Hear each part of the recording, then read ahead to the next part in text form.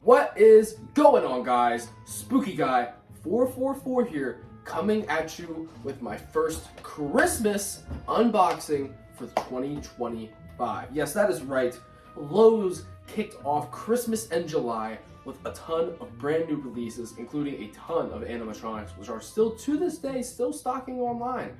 Which, if you're interested in any of these, a link to my full collection will be below to check out some of my highlights from their release. But today we have one of my biggest highlights right under my tushy. Under my butt here is Hermey the elf from Techie. As soon as I found out that Techie was making more characters from Rudolph, my favorite Christmas movie of all time, I knew that I was gonna have to buy every single one. While I'm still impatiently waiting on Rudolph and Yukon Cornelius to stock, I thought as soon as he stocked, had to get him. Huge thanks to Lowe's for helping me get this guy. I'm super excited to get into this, but let's not waste any more time. I'm Spooky Guy 444, and let's unbox Hermey the elf. Here we go. So before we open it up, here's his box. He's got a decal right here, and then he's got a decal right here. And it looks really cool. I love the art. It's glowing light up face and silly sounds, animated moving arm and forceps. Let's get into this. This is a really small box, which I'm honestly surprised about. I did not think that the Hermey was going to have a small box like this, because looking at all of them, they all look to be fully blow molded plastic. So this was really surprising to me. Probably won't be the same luck with Rudolph, and definitely not the same luck with Yukon. But nonetheless, I'm happy that at least one of them has a small box, because Bumble sure as hell don't. And there's my answer as to why, because it's not a blow mold body at all. Alright, so let's get right into the parts. We have, I think, his whole outfit right here. My guess is this is the control box and maybe some poles. Can't really tell. We have his base, nice and thick metal, wells on both ends, labeled front and back. Looks really sturdy. And finally, we have his head. Let's get it unwrapped and we can get a closer look. And here it is. Take a look at that. This head looks phenomenal. It looks like it was pulled right out of the movie. It's a hard, solid blow mold plastic. It looks great. This looks really, really good. Like, yeah, love this. It's huge. It's a massive head, but it makes sense for the proportions that this guy has in the classic. But yeah, that's honestly it. I guess his teeth and forceps and poles and stuff are in the other box. So we'll get those out while we're doing the setup. So let's get into that right now. Ah! All right, yeah, this pretty much has the rest of the parts. We got his forceps, we got a boot, hand number one, his control box, his hip loop, another boot, and his other hand. So yeah, they had pretty much everything else in it. And poles. We are going to start it off with these two flat poles being labeled A and B, and we are just going to snap lock those into A and B. They're really tiny poles. It's kind of cute. And then what I'm going to do next is I'm going to go ahead and just slide on his shoes, just so they're on nice and tight already. Next I'm actually going to do his pants, because of just how he's set up. I think the actual next piece is his control box already, which is funny. But here's his pants. They're just like a, I don't know, I guess it's a polyester, but those are just going to slide on like so. Slide it actually down and over the boot just to kind of give it that form while we're not fighting it. Awesome. And it actually is. So, thank heavens above, this is a fully outdoor rated control box. It's not like that nonsense that they do with Halloween where they have an outdoor control box but they have a bunch of random holes in the control box. This one actually is fully outdoor rated. Beautiful stuff. It makes me so happy. Thank you, Techie Toys.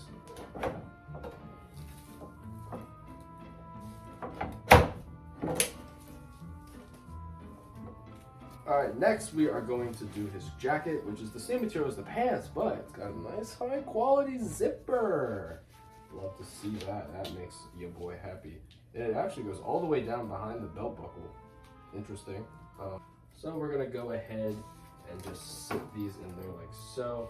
I don't think I'm gonna buckle it up all the way just yet, just because I know that we're gonna have some pieces to get to and whatnot, but we are gonna keep going now. Next thing I'm gonna do is I'm gonna find these poles down here and figure out which ones match where to where. This matches C to C, so I'm gonna feed it in here first, and then we will attach it to the pole in which it corresponds.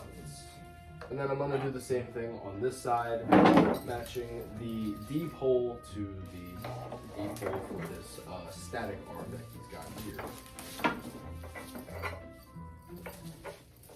All right, up next, we're gonna go ahead and put the hands on. So I'm gonna put on his empty hand, which is gonna be right down here. I just gotta find out where the snap lock pole is. So we can line it up like so, and then we'll continue. And then just roll the sleeve down. And then the same thing over on this side with his other arm.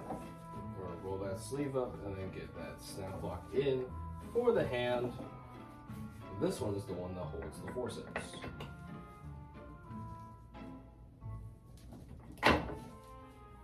And then we're gonna go ahead and you're just gonna slide in the forceps into his hand. Like that. And finally, his big head is going to be the last piece that we put on, and then you can go ahead and connect the wire for the outdoor headlight immediately afterward.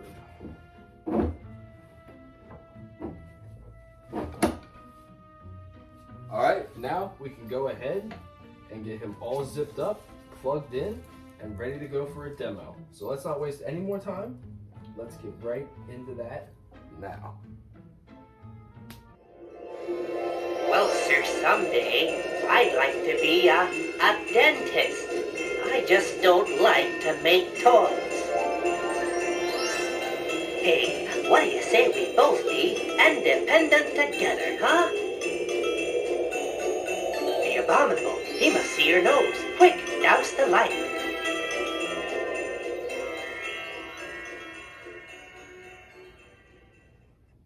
And there you have it, a demo of Hermey the Elf. So now we can get into my thoughts on this item here. Starting with, obviously, like always, the cons. Now, I will not lie, if I wasn't such a die-hard Rudolph fan, I don't know how much I would love this thing, because I gotta be honest, it needs another animation badly, especially for the price tag. This thing comes in at $260. Obviously, it's a licensed prop, it's techie, so it's very great quality, but that one animation I don't think is justifying that price. It's cool and it looks a lot better in person, but it doesn't even run for the entire activation for the one phrase, which also kind of unfortunate, wish it had more. Yeah, it only runs for like half the phrase.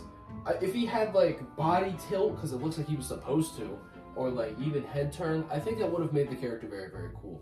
And I think that it would have justified the price a little bit more. But honestly, that's where my cons stop. Because everything else is honestly a pro. It's great quality. The phrases aren't really a pro or a con. I know that I'm disappointed that they aren't just the original audio straight from the movie. But Hermey's voice actor here, impersonator, didn't do a terrible job. He really didn't. It doesn't sound that bad. I can tolerate the one line that he did. I think it's pretty good. And then another thing that I did not expect to like I thought this was going to be a con. Don't know how well you can see it on camera, but the light in the blow mold head, I thought that it was going to look really ugly, really tacky, but somehow they made it work. It's weird. Like, I don't hate how it looks. I really don't. I think it came out really good, which, you know, great. That's awesome. I'm glad that they took that risk, I guess, because it does work out well in his favor.